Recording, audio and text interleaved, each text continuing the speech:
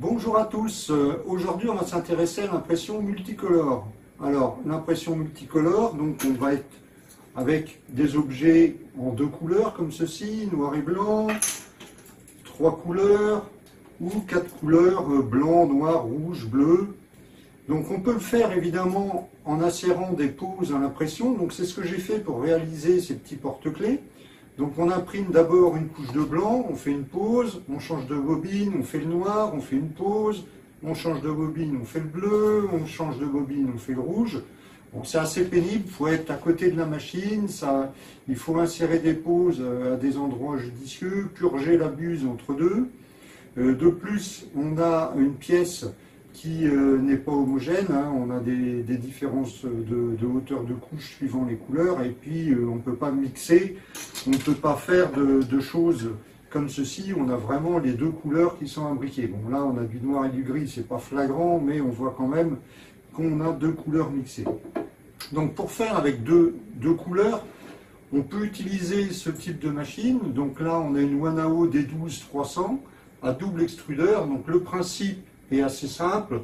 On a deux extrudeurs ici, deux extrudeurs Bowden, qui vont vers une tête unique avec une seule buse, et on va venir alternativement passer une couleur, rétracter, passer l'autre couleur, faire une tour de purge pour purger la buse. Bon, ça marche. On arrive, cette pièce-là est sortie de la Wanao D12.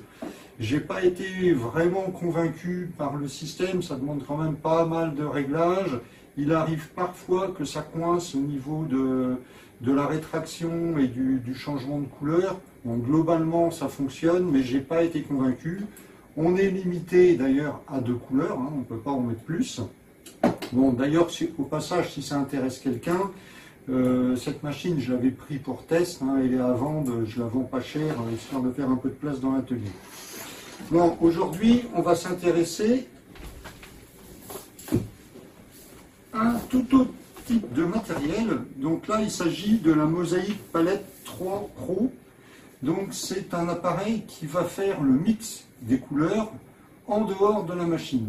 Normalement, c'est compatible avec quasiment toutes les imprimantes du marché et on peut mixer jusqu'à 8 couleurs. Oui, 8 couleurs. Bon, là, on est sur la Palette 3 Pro. Il y a des modèles un petit peu moins onéreux où on peut déjà utiliser 4 couleurs, ce qui est déjà pas mal. Alors, qu'est-ce qu'on trouve dans le carton de la Palette 3 Pro?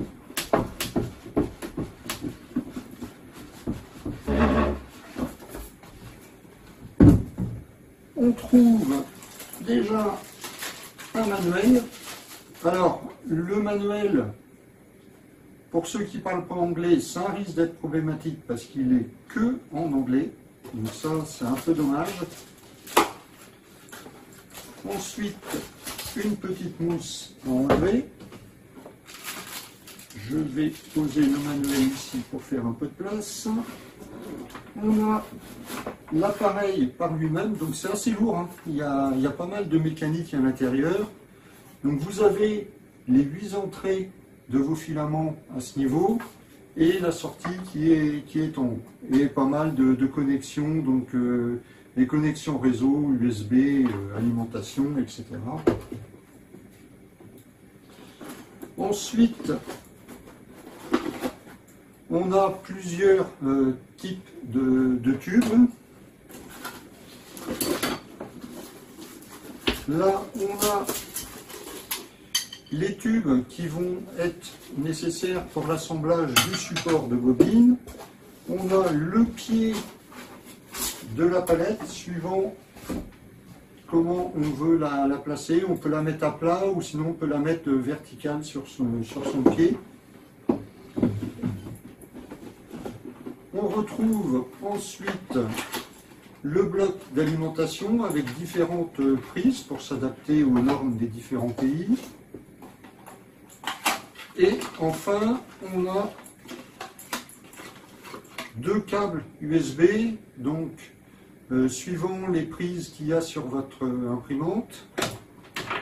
Alors on n'a pas d'USB-C, c'est assez curieux, ils ne sont pas encore à la page. Donc là on a 4 petits tubes de rechange On a des velcro, on verra plus tard à quoi ça sert. Un tournevis Torx et une clé USB. Dans le fond du carton, on retrouve deux cadres qui vont être nécessaires pour le support de bobine.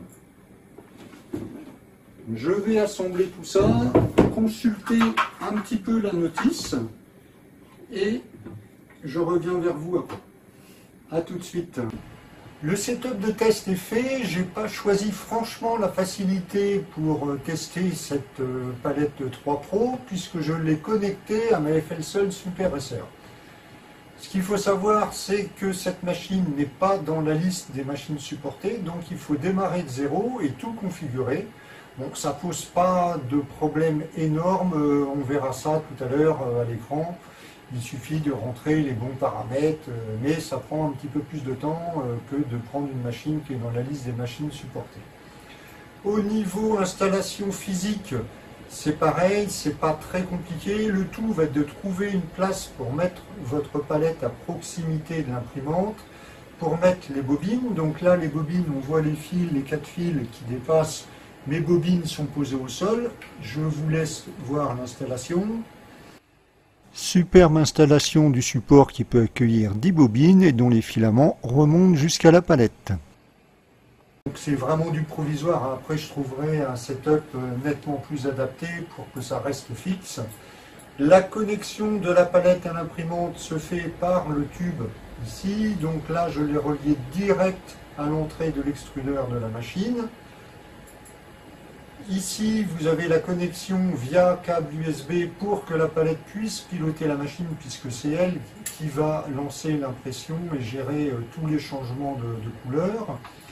J'ai mis un petit bout de filament dans le détecteur de fin de filament afin que la machine ne se mette pas en défaut. Sinon, en termes de mise en route, bon, il n'y a pas franchement de surprise, il suffit d'appuyer sur le petit bouton qui est sur le côté et la palette démarre. Alors là, déjà, première surprise, il faut être très patient et met un temps fou à démarrer. Au début, j'ai cru qu'elle était en panne, mais il suffit d'attendre un peu, au bout d'un moment, l'écran s'allume, vous suivez les instructions pour la connecter au Wi-Fi. Ça vous demande de configurer certaines choses que j'ai laissé passer pour les faire par la suite. Donc là, ça pose absolument aucun souci. Pareil, ça vous demande de vous connecter à votre compte Canva, mais comme j'avais pas encore de compte, je l'ai fait plus tard. Bon, c'est pareil, hein, c'est pas un problème de laisser ça pour plus tard. Ce que je reprocherais au niveau de la mise en route, c'est au niveau de la documentation. Le livret qui est fourni avec est vraiment très succinct. Vous n'allez pas vous en sortir avec. Le mieux est de se créer tout de suite un compte chez Mosaic, chez mm3d.co, et de suivre différents tutoriels. Bon, c'est pareil, il faut s'y retrouver, tout est en anglais, c'est pas à la portée de tout le monde. Bon, moi, l'anglais me pose aucun souci, donc j'ai pu m'en sortir. Mais il faudra suivre, essayer de trouver des tutoriels en français, ou le mien par exemple, hein, et pour pouvoir vous en sortir. Bon, j'ai effectué quelques réglages avec ce qu'ils appellent le splice, c'est la soudure des différents filaments. Bon, j'ai utilisé les paramètres par défaut. Apparemment, ça se passe bien, hein, comme vous pouvez le voir sur la vidéo. Les soudures entre les différentes couleurs sont bien faites, hein, il n'y a pas eu de soucis de ce côté-là, donc j'ai laissé les paramètres par défaut. Un autre paramétrage qui est effectué, c'est de mesurer la longueur que vous avez entre votre extrudeur et l'extrémité de votre buse. Donc pour ça, plutôt que de prendre un mètre souple mesuré grosso modo, j'ai tout simplement extrudé un bout de filament, j'ai coupé au ras d'extrudeur, je l'ai retiré, je l'ai mesuré, au moins je suis sûr d'avoir la mesure précise. Après vient la configuration au niveau logiciel, et c'est là que ça n'est vraiment pas si simple. On va suivre ça ensemble à l'écran. Bon, globalement, qu'on a compris un peu les choses, ça se passe bien. mais de prime abord, ça déroute un petit peu. On se retrouve sur l'écran.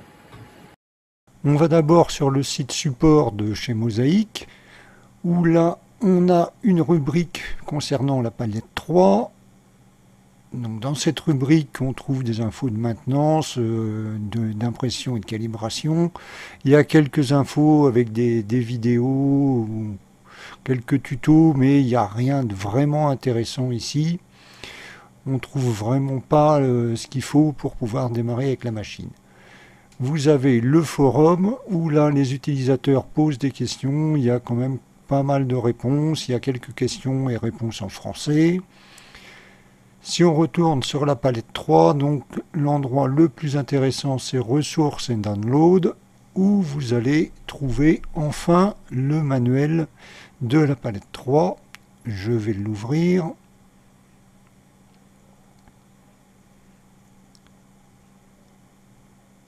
Le voilà qui apparaît. Donc comme j'avais déjà ouvert, il n'est pas à la première page. Donc c'est un manuel classique, hein. Vous avez comment on démarre la machine, etc. Comment on met à jour les firmware, la calibration, etc. Et ce qui reste le plus intéressant, c'est la liste de liens que vous trouvez sur cette page qui vous apportera de l'aide si vous avez des problèmes. Pour mes tests, j'ai recréé mon porte-clés Route 66 en multicolore. Il comporte différents éléments pour chaque couleur. Là, je les affiche, je les enlève pour que vous voyez bien. Le principe est simple, il faut exporter chaque partie de votre modèle, donc là le blanc, en STL pour pouvoir l'utiliser ensuite. Ensuite, on va sur Canva, on se connecte. Si vous n'avez pas de compte, vous vous enregistrez, vous mettez votre nom, votre user, le mot de passe, email, c'est classique. Là, je me connecte.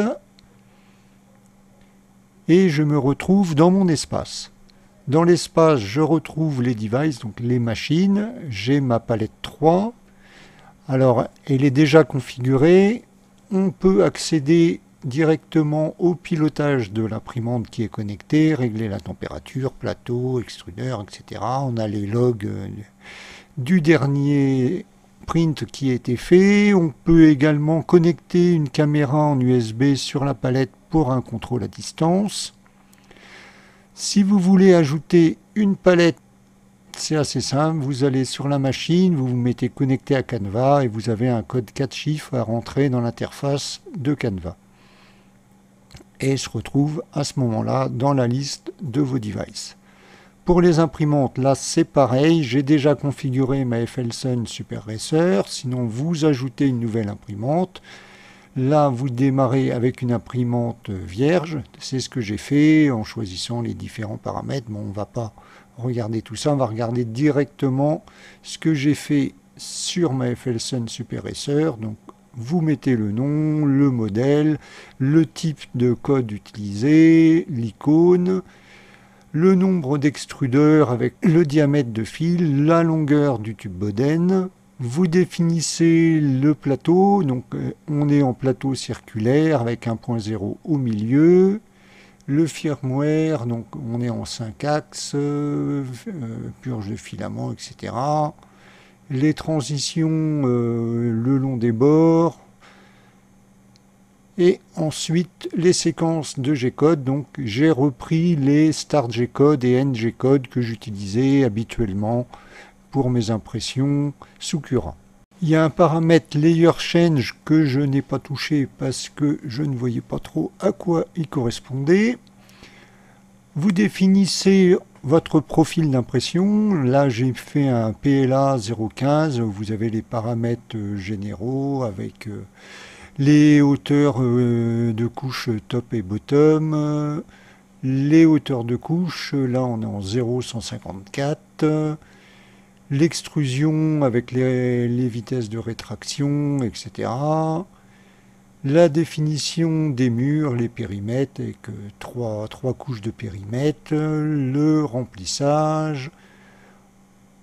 Donc là, c'est du très classique, hein. Vous avez les températures utilisées, 200 degrés, le bed à 65. Votre première couche, si vous avez une jupe, un radeau, etc. Bon, c'est du classique, hein, et sinon...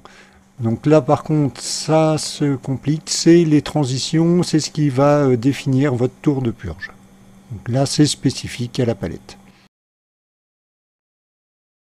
Vous définissez ensuite les types de matériaux. Là, ça va être pour définir comment on va faire les séquences. J'ai laissé ça par défaut en PLA générique.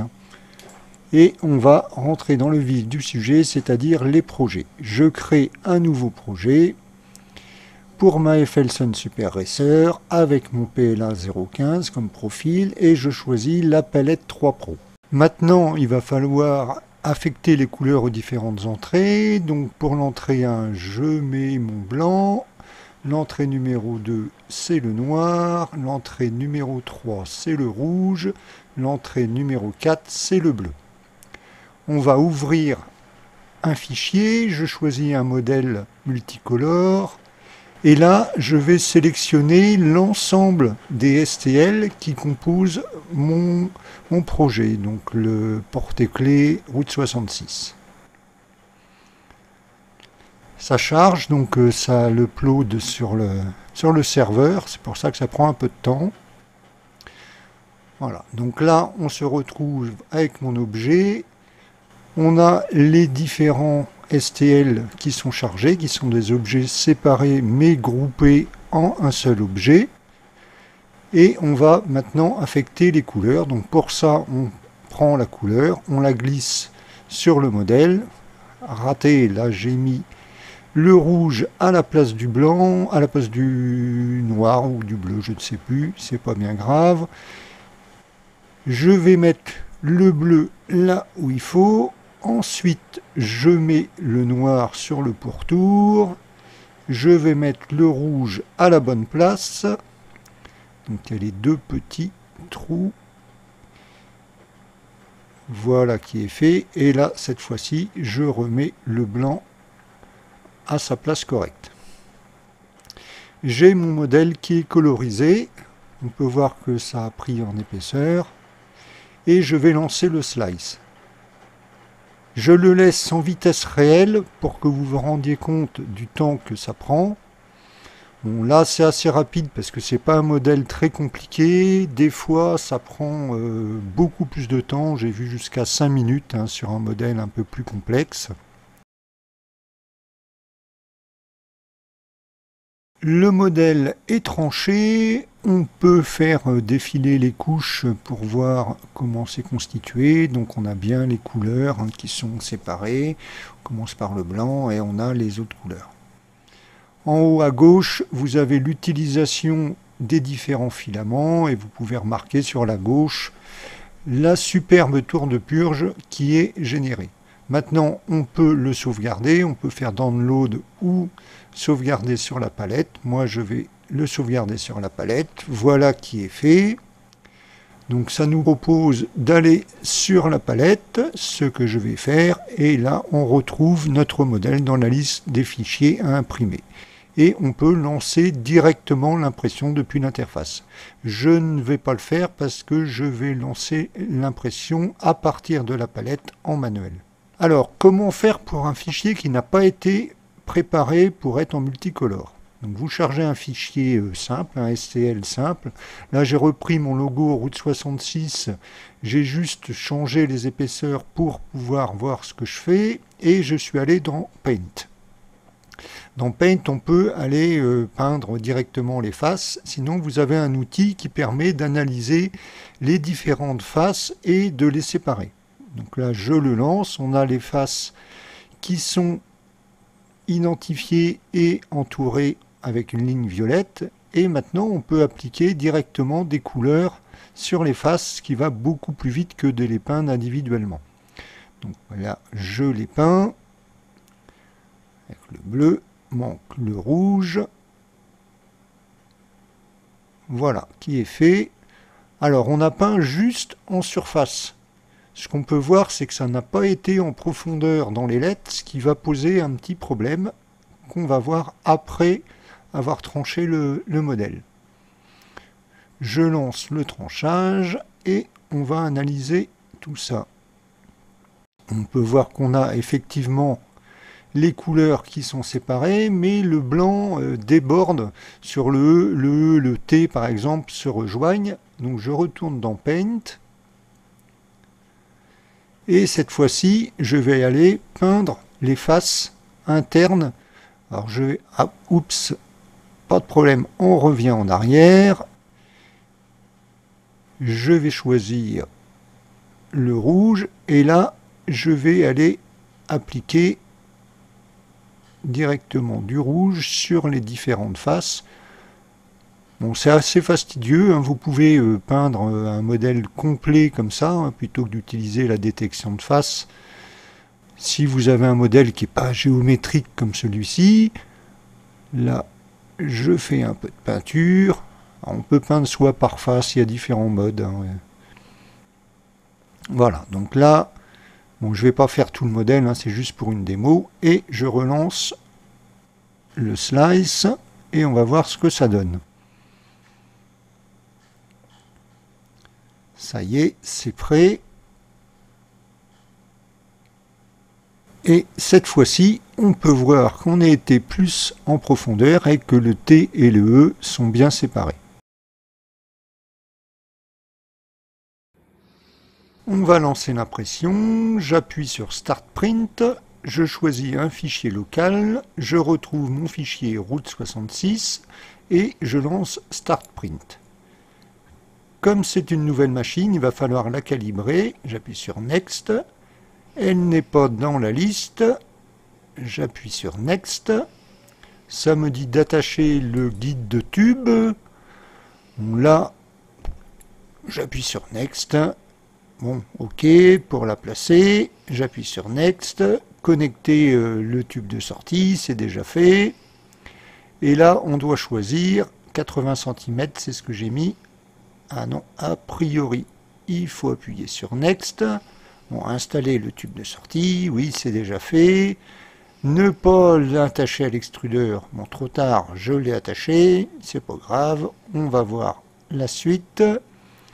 Ah, cette fois-ci, on peut choisir la longueur du tube, mesurer le loading offset, c'est-à-dire la distance entre l'extrudeur et le bout de la buse. Bon, ça, je l'ai mesuré avant. Je vais appuyer sur Next. OK, je rentre la valeur que j'ai mesurée.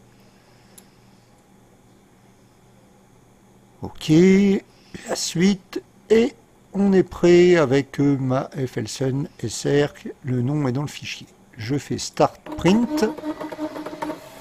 Là, ça s'initialise. Et il va falloir rentrer les différents filaments. Donc, je rentre le blanc, puis le noir. Alors, des fois, ils ne sont pas faciles à insérer. Le rouge. Il a un peu de mal à rentrer. Voilà, et le bleu. Ça y est. Maintenant, ça lance la préchauffe sur la machine. OK. Elle est en train de chauffer. Et la palette commence à fabriquer le filament. Bon, c'est un petit peu long. Voilà, ça nous dit maintenant d'aller mettre le filament dans l'extrudeur. Ok, je le place, j'appuie sur Next, de clipper le guide tube. Bon, moi j'ai mis direct dans l'extrudeur, donc pas la peine. Et là, on va lancer le Smart Load qui va charger le filament dans la machine, faire avancer l'extrudeur de la machine. Voilà qui est fait. Bon, j'ai accéléré un petit peu la vidéo parce que 600 mm de filament à faire entrer, c'est un peu long. On va attendre que ça aille jusqu'au bout. Ah, ça va pas aussi vite que ça, hein, la vidéo est accélérée. Hein. Voilà, on est presque au bout.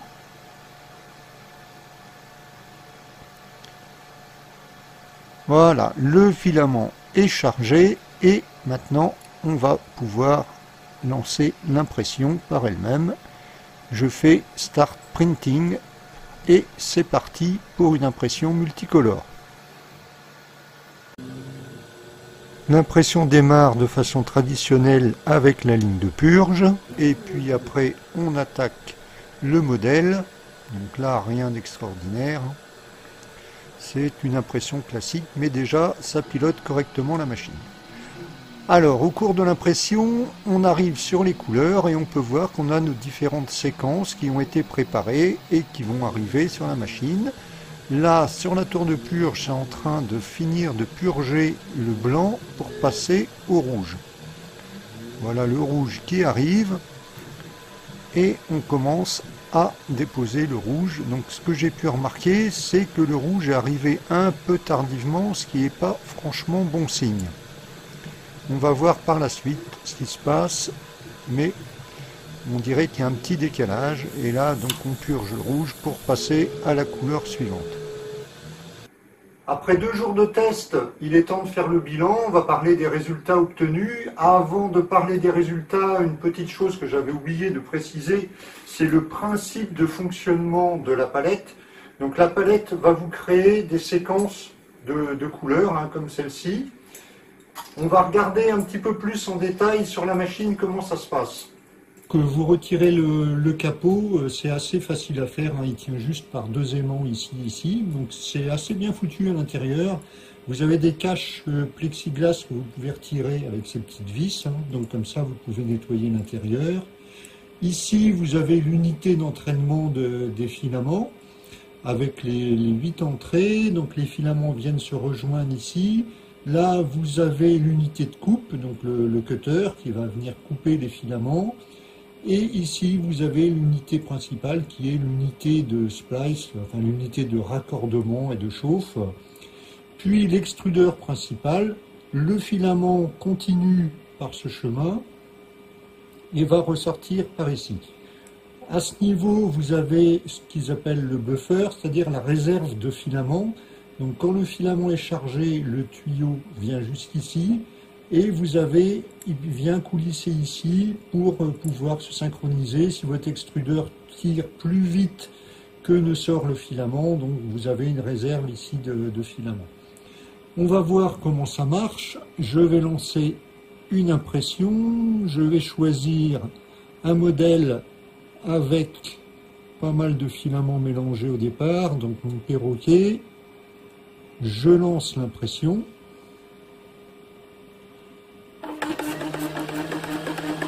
Voilà, c'est parti. Donc ça nous demande de rentrer les filaments. Bon, moi, ils étaient déjà insérés, donc on les voit qui avancent. Le noir, ensuite, ça vient jusqu'à l'unité de coupe pour être sûr de la longueur. Le rouge. Ensuite, le bleu. Et le gris.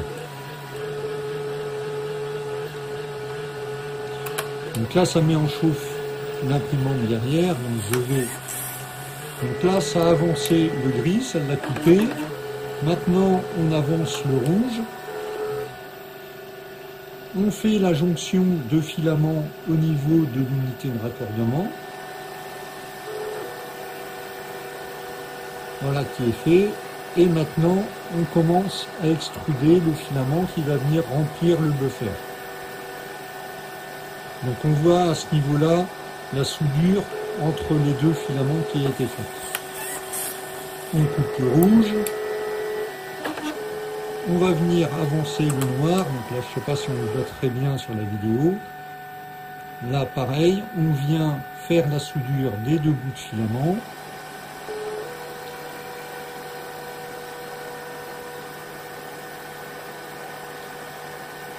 C'est un petit peu long, hein. Donc là, comme ça vous permet aussi de vous rendre compte du bruit de la machine. Donc c'est pas particulièrement silencieux. Voilà, là on entend des claques des fois quand ça vient couper le filament. Là on avance le gris. On vient faire la soudure. Donc on va attendre que ça remplisse un peu le buffer pour que vous voyez l'effet qu'il y a. Et on va attendre pareil que ça ressorte par la sortie.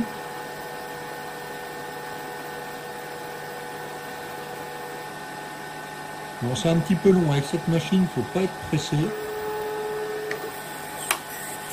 Voilà, on voit que au fur et à mesure qu'on avance le filament, le buffer se remplit, ce qui va faire que quand vous allez tirer avec votre extrudeur, si ça tire plus vite que le filament n'est construit, on a quand même une réserve ici de filament et on va voir, le tube va pouvoir bouger ainsi pour éviter justement d'être en tension permanente avec l'extrudeur. Voilà, donc là le filament, ça y est préparé, on voit qu'on a des séquences, gris, rouge, noir derrière, et ainsi de suite, ça va préparer les diverses sections de filament en fonction des couleurs du modèle. Bon, je vais arrêter l'impression parce que je n'avais pas l'intention de la lancer, donc là c'est pareil, c'est assez bien fait, on peut tout à fait arrêter, donc ça arrête l'opération en cours. Voilà, et ça nous propose de vider la palette, parce que là, on a un bout de filament ici, on en a plein dans le... Donc là, je vais faire clear. Ça coupe ce qu'il y avait en cours. Ça nous ressort le filament jusqu'ici.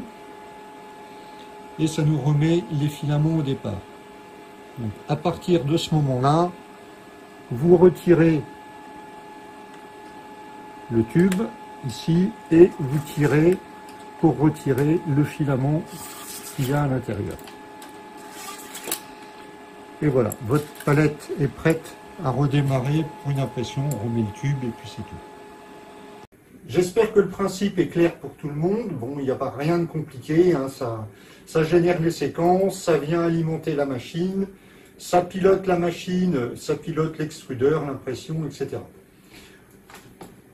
Vous pouvez remarquer que le setup de test a changé. J'ai ressorti une CR10S Pro modifiée avec un extrudeur Bondtech de très bonne qualité, avec un BL Touch, une synchro d'axe, etc. La machine est parfaitement calibrée. Donc là, pareil que pour la FLSUN Super Racer, j'ai connecté le tube de la sortie de la palette directement sur mon extrudeur.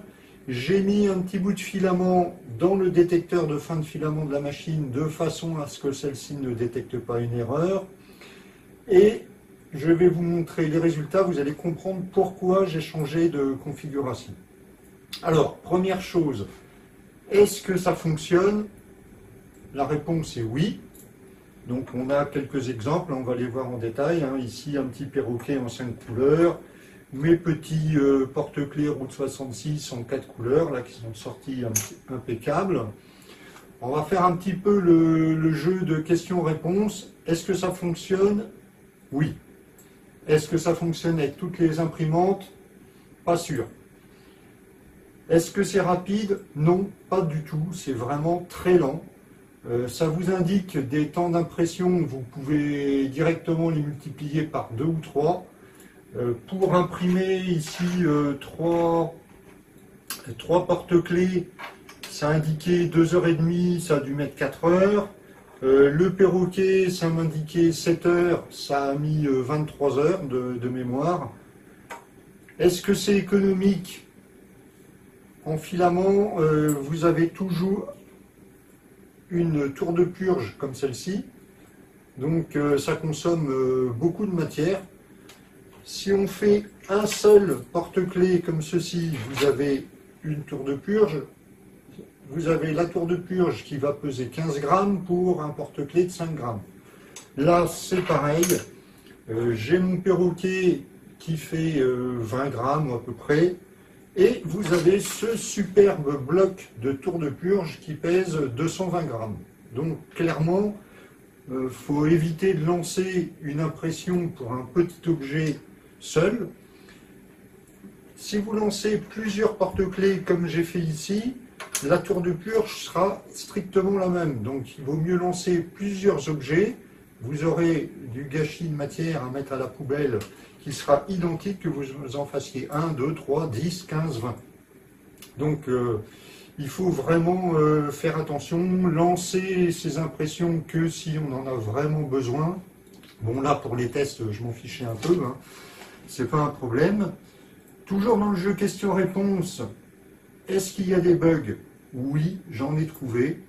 Donc j'ai eu des bugs avec Canva, le slicer qui permet de piloter la palette.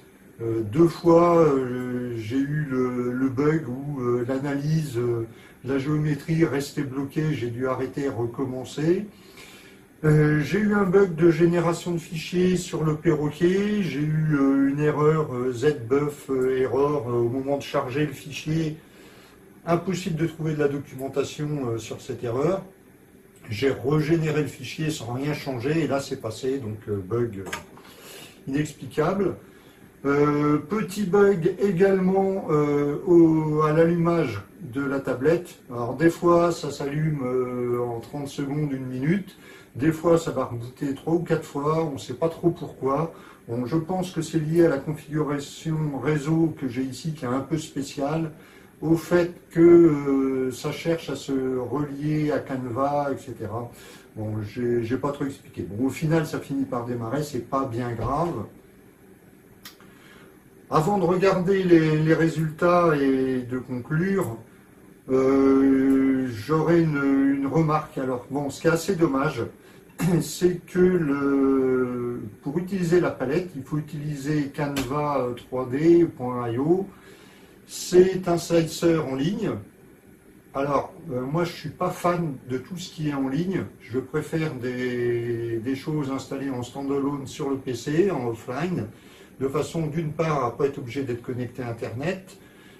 Si vous avez des problèmes de connexion Internet, des problèmes de serveur, etc., bah, clairement, vous pouvez pas travailler, hein, vous ne pouvez pas utiliser votre machine. Et il y a un autre problème auquel on ne pense pas forcément. Je travaille souvent sur des projets confidentiels. Et là, tous mes projets vont se retrouver sur Internet, dans le cloud, chez Mosaic. Et j'ai pas franchement envie de ça. Donc il existe une solution. Vous pouvez utiliser Prusa Slicer avec un plugin P2PP de mémoire. Bon, j'ai pas eu le temps de l'essayer. Je peux pas vous dire ce que ça donne. Là, je voulais faire un essai rapide. Qu'est-ce qu'on peut dire d'autre? Est-ce que c'est bruyant? Oui, clairement, c'est très bruyant. Je pense que vous l'avez vu pendant la petite démo là, de chargement de filaments. Si vous mettez ça dans votre chambre, c'est clair que vous ne fermez pas l'œil de la nuit, hein, avec les bzz, les clac-clac, le ventilateur qui fait un bruit assez fort. C'est vraiment très bruyant. Au niveau de l'installation, bon, il va falloir trouver une installation, comment l'installer physiquement. Bon, ça, on arrive encore à s'en sortir si on a un petit peu de place, c'est pas un gros problème. Alors, est-ce que ça marche avec toutes les machines? On va revenir là-dessus et le pourquoi j'ai changé ma configuration. A priori, avec les machines avec un long tube Boden, ça fonctionne pas vraiment de façon optimum. On a des décalages parce que l'extrudeur est obligé de pousser beaucoup plus fort. Donc si l'extrudeur patine un peu, ce qui est franchement le cas de la FLSun Super Racer avec son extrudeur qui n'est pas réputé pour sa fiabilité, vous avez des décalages et c'est ce que j'ai eu pendant les essais et c'est ce qu'on va voir un petit peu plus en détail. Donc là, dans ce cas, c'est pareil, ils disent de faire fonctionner la palette non pas en maître qui va piloter l'imprimante, mais de la faire fonctionner en mode accessoire. C'est-à-dire que vous avez la palette qui va faire les séquences et vous avez un G-code qui va tourner sur la machine et les deux doivent se synchroniser. Bon, j'ai pas testé, peut-être que ça marche, à voir. Par contre, la condition qui est vraiment expliquée dans la documentation, alors documentation, on va mettre ça entre parenthèses, parce que la documentation qui est fournie avec la machine, d'une part elle est en anglais, on a juste un guide de démarrage qui est vraiment des plus succinct, vraiment le niveau d'info là-dessus c'est proche de zéro, ça nous renvoie surtout à aller sur le site de chez Mosaic pour avoir de l'aide. Là, on trouve au miracle, en fouillant dans les menus, le vrai manuel de la machine. Bon, c'est pareil, le manuel, bon, il vaut ce qu'il vaut, il est pas top. Bon, moi j'ai réussi à m'en débrouiller, c'est pas dramatique, on arrive à s'en sortir. Par contre, si vous parlez pas anglais, si vous êtes un débutant en impression, etc., oubliez tout de suite. Attendez d'avoir de l'expérience, de passer, je sais pas, par un traducteur ou quoi que ce soit, parce que tout est en anglais, ou suivez des tutos. Bon, avec ma vidéo, je pense que ça donne quelques informations, on devrait pouvoir s'en sortir. Alors, on va passer aux résultats. Donc, on les regarde en détail. Les résultats des tests. Alors, on va commencer par ceux effectués avec la FLSUN Super Racer. Ici, c'est mon premier essai. On peut voir que sur la dernière couche, malheureusement, on a eu un mélange entre le rouge, le blanc, le bleu. Et j'ai constaté également que la tour de purge ne s'était pas finie. Donc j'ai cherché un peu pourquoi. Et j'ai remis en cause la longueur du tube Boden que j'avais mesuré. Et je l'ai corrigé pour mon deuxième essai. Le deuxième essai semblait plus concluant, mais on voit toujours qu'on a un léger effet rosé. Bon, j'en ai profité aussi pour changer le slicer sous Canva. Bon, l'état de surface n'est pas terrible, hein. Je suis revenu au slicer par défaut. Bon, cette fois-ci, la tour de purge, bon, on est toujours pareil, hein, une vingtaine de grammes pour 5 grammes de pièces. J'ai donc lancé un troisième essai en me disant je vais augmenter la taille de la tour de purge pour être sûr que les couleurs ne se mélangent plus. Bon, cette fois-ci, c'est ok, les couleurs sont plus mélangées. Bon, l'état de surface est toujours pas terrible, mais c'est normal avec une impression à plat comme ça. Et je vois toujours que ma tour de purge n'est pas finie. Bon, je me suis dit c'est peut-être normal, on n'est pas à 1 cm près de matière. Donc j'ai lancé l'impression d'un perroquet en 5 couleurs. Et là, au bout d'un certain temps, on voit que on a du rouge qui s'est mis à la place du gris. J'ai arrêté l'impression. Bon, on voit clairement qu'on a purgé tout le rouge. On est passé au gris, au noir. Le résultat était vraiment pas terrible et j'ai cherché pourquoi. Bon. Clairement, sur la FLSUN Super Racer, l'extrudeur n'est pas assez fiable pour utiliser avec la palette. Il a tendance à patiner, donc ça crée des décalages. Après, on se retrouve désynchronisé par rapport à la palette. Pour l'instant, il faut oublier ou utiliser une autre méthode pour ce type d'extrudeur. On enlève les résultats de la FLSUN Super Racer et je suis passé sur ma CR10S Pro équipée d'un extrudeur Direct Drive Bondtech de bonne qualité, parfaitement calibré, et j'ai lancé l'impression de ce petit perroquet. Bon, on peut voir le pavé de tour de purge. Là, on a plus de 200 grammes pour 20 grammes de pièces, donc inutile de dire qu'on a un beau gâchis de matière. Mais l'impression du perroquet s'est bien passée, on n'a aucune migration de couleur, pas de décalage, rien du tout. L'effet que vous pouvez voir ici, le changement de nuance de rouge, c'est pas un défaut lié à la palette, c'est tout simplement que je suis arrivé en rupture de ma bobine de rouge. Donc j'ai effectué un changement de bobine, ça s'est très bien passé, c'est très clairement expliqué. Malheureusement, comme j'avais plus la même marque, j'ai mis une autre marque où la nuance de rouge n'est pas tout à fait la même. Au niveau des yeux, on peut constater qu'on a des défauts.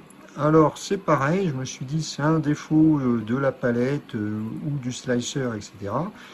Pas du tout, c'est lié purement au modèle. On va voir ça d'ailleurs tout de suite au niveau de l'écran. Il faudrait beaucoup plus de profondeur dans les yeux. J'ai corrigé le modèle pour faire un deuxième essai. Bon, je ne l'ai pas lancé parce que ça utilise vraiment trop de matière, mais je pense que vous allez comprendre.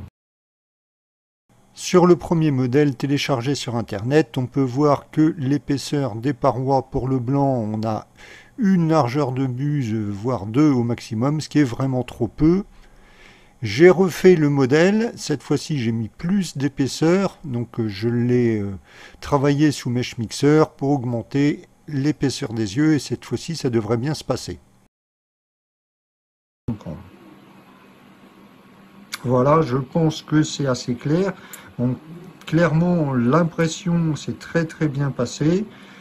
Au niveau temps d'impression, on est à 23 heures pour un modèle comme ça, alors que c'était annoncé 7 heures. C'est vraiment très long. J'ai ensuite fait un deuxième essai. Cette fois-ci, j'ai repris mon motif de porte-clés. Et j'en ai pas imprimé un, mais j'en ai imprimé 3. Donc c'est beaucoup plus économique parce que vous voyez que la tour de purge fait exactement la même taille. Qu'on en fasse 1, 2, 3, 10, 15 ou 20, si vous avez la place sur le plateau, vous aurez toujours la même tour de purge. Bon, cette fois-ci, l'impression s'est très bien passée. On n'a aucune nuance d'autres couleurs qui sont venues se mettre, mais on a toujours un état de surface qui est pas terrible parce qu'on est en dernière couche, bon, avec les allers-retours de la tête qui vient redéposer, etc., c'était inévitable et c'est pas la méthode pour imprimer ce genre de pièces. J'ai changé la méthode et cette fois-ci, j'ai imprimé la pièce, non pas avec la face sur le dessus, mais avec la face directement posée sur le plateau. J'ai utilisé un miroir pour l'impression, ce qui explique qu'on a vraiment un état de surface qui est nickel, qui est super lisse, c'est très propre, on n'a pas de migration de couleur non plus. Et l'avantage de faire ça, c'est que si vous commencez par vos couches où vous avez vos différentes couleurs et vous finissez par la couleur unique, vous avez une tour de purge qui est beaucoup plus petite. Donc là, on a vraiment une tour de purge qui est toute petite, on a 11 grammes de matière. Donc c'est pareil, hein, si j'en faisais 1, 2, 3, 10, 15, 20, j'aurais qu'une toute petite tour de purge, donc c'est la méthode qui est plutôt à préconiser.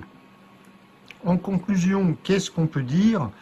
La palette 3 marche très bien, par contre, il va vous falloir une imprimante parfaitement calibrée, de préférence avec un extrudeur Direct Drive, de façon à ne pas avoir de phénomène de glissement, de décalage avec un extrudeur qui patine, ce qui est souvent le cas avec un extrudeur Boden. Bon, sinon, les résultats sont vraiment très propres. Voilà, donc vous avez vu ce que ça peut donner. Clairement, est-ce que cette machine vaut le coup? Oui, et vaut le coup si vous en avez l'utilité. Alors moi qui suis professionnel, j'ai eu pas mal de fois des demandes. Oui, est-ce que vous pouvez me faire en bicolore, en 3 couleurs, etc. À chaque fois, je répondais non. C'est pour ça que j'avais acheté une machine double extrusion pour faire non seulement du bicolore, mais aussi de l'impression avec des supports solubles en PVA. Honnêtement, la Wanao D12, bon, elle fonctionne, hein, ça on ne peut pas dire, mais c'est pas la panacée. Là, on est quand même avec 8 entrées, on peut mixer les couleurs, on peut mixer les matières, c'est franchement pas mal. Oui, si vraiment vous avez du besoin en multicolore, en multimatière, c'est un appareil que je peux conseiller. Certes, il a ses défauts, mais il fait quand même le job. Une fois que vous avez bien calibré votre machine, que vous avez bien fait vos réglages, bon, moi j'ai lancé 4 ou 5 impressions sur la CR16 Pro après avoir calibré l'extrudeur, après avoir calibré la longueur que vous avez ici. Avant la buse, entre l'extrudeur et la buse, ça fonctionne bien, il n'y a pas eu de surprise, ça fonctionne bien. Bon, par contre, comme je le répète, il ne faut vraiment pas être pressé. Il faut avoir de la matière en réserve, hein, parce qu'il faut alimenter la machine. Il faut être conscient que ça consomme beaucoup plus qu'une impression normale. On sait, elle a ses défauts. La machine a quand même ses défauts. Bon, un autre défaut qui n'est pas négligeable, c'est son prix. Hein, c'est quand même pas donné ce genre de jouet. Il faut donc en avoir vraiment l'utilité. Bon, j'espère que ce test plutôt objectif vous aura plu. N'hésitez pas, si vous avez des questions, postez dans les commentaires. Et je vous dis à une prochaine. Ciao!